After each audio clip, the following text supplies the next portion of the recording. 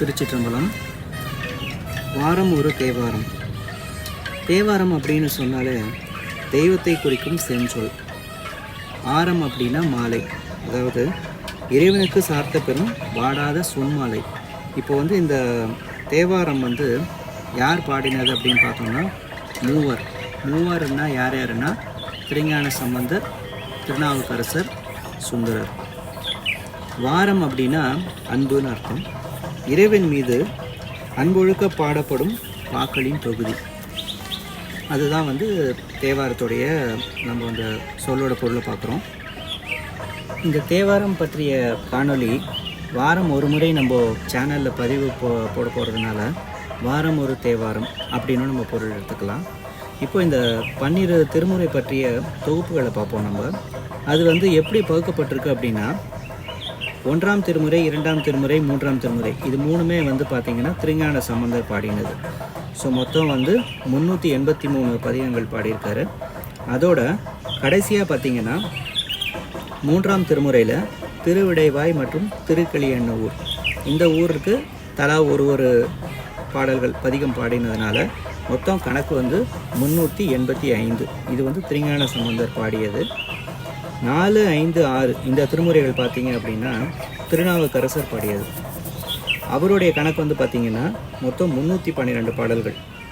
அதாவது 4ஆம் திருமுறையில் 113, 5ஆம் திருமுறையில் 100 பதிகங்கள், 6ஆம் திருமுறையில் 99 பதிகங்கள், ஆக மொத்தம் 312.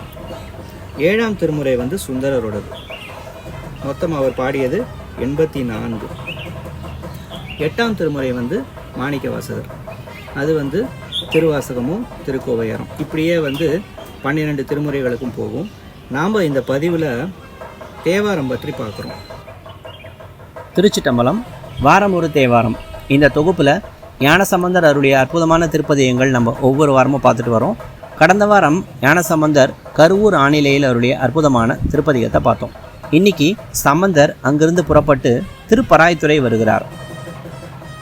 அத்தலத்திரைவின் மீது அருளிய திருப்பதிகத்தை இன்றைக்கி நம்ம பார்க்க போகிறோம். 1ஆம் திருமுறை 135வது பதிகம். பண் மேகராக குறிஞ்சி. தலத்திரைவன் பராய்த்துறைநாதர், இறைவி மயிலம்மையார், தீர்த்தம் காவிரியாறு, தலவிருட்சம் பராய்மரம். முதல் பாடல். நீரு சேர்வதோர் மேனியர் நேரிழை, கூறு சேர்வதோர் கோலமாய், பாறு சேர்வதோர் கையர் பராய்த்துறை, ஆறு சேர் சடை அண்ணலே. பாடலுடைய பொருள்: பராய்த்துறையில் எழுந்தருளி இருக்கும் ஈசனார் திருவெண்ணீர் பூசிய திருமேனியர், உமையை ஒரு கூறாக கொண்ட உருவினர், பருந்து கொத்தும் தலையை கொண்ட மண்டையோட்டினை பிச்சையேற்கும் கலனாக கொண்டு சடையில் கங்கையை கொண்டவர், அவரை போற்றி பணிக. இப்போ 2வது பாடல். கந்தமா மலர் கொன்றை கமல் சடை வந்த பூம்புணல் வைத்தவர், பைந்தன் மாதவி சூழ்ந்த பராய்த்துறை அந்தம் இல்ல அடிகளே. பாடலுடைய பொருள்: நறுமலரான கொன்றை மலை சடையில் கொண்டவரும் பெருகி வரும் கங்கையும் வைத்தவர், மாதவி மலர்கள் சூழ்ந்த பராய்த்துறையில் தாமே எல்லாவற்றிற்கும் அந்தமற்று தமக்கு அந்தமிலா அடிகளாக உள்ளார். இப்போ 3வது பாடல். வேதர் வேதமெல்லாம் முறையால் விரித்து ஓத நின்ற ஒருவனார், பாதி பெண்ணுரு ஆவர் பராய்த்துறை ஆதியாய அடிகளே. பாடலுடைய பொருள்: மறையாகவும் மறைநான்கினை விரித்தவராகவும் அனைவராலும் ஓதி போற்றப்படும் ஒப்பற்ற ஒருவனாக நின்று தம் திருமேனியில் செம்பாதி பாகத்தினை உமைக்கு கொடுத்து தையல் பாகனாய் விளங்குபவர் பராய்த்துறையில் விளங்கும் ஆதியாய அடிகள். இப்போ 4வது பாடல். தோலும் தம் அரையாடை சுடர்விடு நூலும் தாமணி மார்பினர், பால் நெய் பயின்றாடு பராய்த்துறை ஆல நீழல் அடிகளே. பாடலுடைய பொருள்: புலித்தோலினை ஆடையாக கொண்டு மார்பில் முப்புரி நூல் பெற்று ஆலமர நிழலில் வடிவாய் விளங்கும் அடிகள் பராய்த்துறையில் பாலையும் நெய்யையும் பூசை பொருளாக சூடப்பெற்று திகழ்பவர். இப்போ 5வது பாடல். விரவி நீரு மெய்ப்பூசுவர் மேனிமேல் இரவில் நின்று எரி ஆடுவர், பரவினார் அவர் வேதம் பராய்த்துறை அரவமார்த்த அடிகளே. பாடலுடைய பொருள்: திருமேனியில் திருநீட்டினை பூசி அழகிய மேனியில் அரவினை அலையுமாறு செய்து இரவில் தீயினை கரத்தில் ஏந்தி ஆடுவர், பராய்த்துறை அமர்ந்து மறையை விரித்தவர் இவரே. இப்போ 6வது பாடல். மறையும் ஓதுவர் மான்மரி கையினர், கரைகோள் கண்டமுடையவர் பறையும் சங்கும் ஒலிசை பராய்த்துறை அறைய நின்ற அடிகளே. பாடலுடைய பொருள்: மறை விரிப்பார், மான் கொண்ட கையினர், கரை கொண்ட கண்டர், வெற்றி சின்னமாய் பறை ஒலிக்க சங்குமூதும் பராய்த்துறையில் மந்திரச் சொல்லாய் மேவும் அடிகள் இவரே. இப்போ 7வது பாடல். விடையும் ஏறுவர், வெண்பொடி பூசுவர், சடையில் கங்கை தரித்தவர், படைகொள் வெண்மழுவாளர், பராய்த்துறை அடைய நின்ற அடிகளே. பாடலுடைய பொருள்: பராய்த்துறை என்னும் பதியில் எங்குமாய் எதிலுமாய் முழுமையாய் பொருந்தியிருக்கும் அடிகள் இடபத்தில் ஏறும் பிரானார். வெந்நீர் அணிந்து மகிழும் பெருமையாளர், சடையில் கங்கையை கொண்டவர். இப்பிரான் ஒளி பொருந்திய மழிவினை படையாக கொண்டு விளங்குகிறார். இப்போ 8வது பாடல்.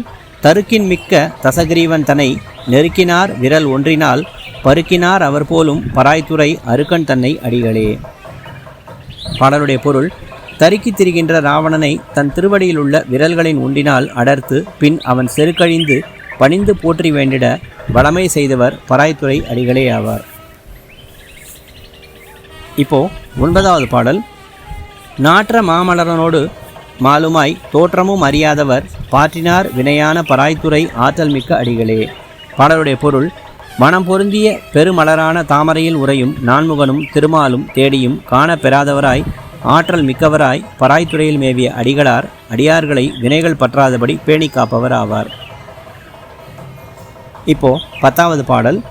திருவிழி சிலத்தேரமன் ஆதரர்கள் உருவிலா உரை கொள்ளேலும் பருவிலால் எய்து எய்து பராய்த்துறை மருவினான் தனை வாழ்த்துமே. பாடலுடைய பொருள்: திருவற்ற சில சமணர்களும் அறிவற்ற தேரர்களும் சொல்லும் உரைகளை கொள்ள வேண்டா. பருமனான மேருவினை வில்லாக கொண்டு முப்புறம் எரித்த பெருமான் பராய்த்துறையில் உள்ளார். அவரை போற்றி வணங்கி உய்க.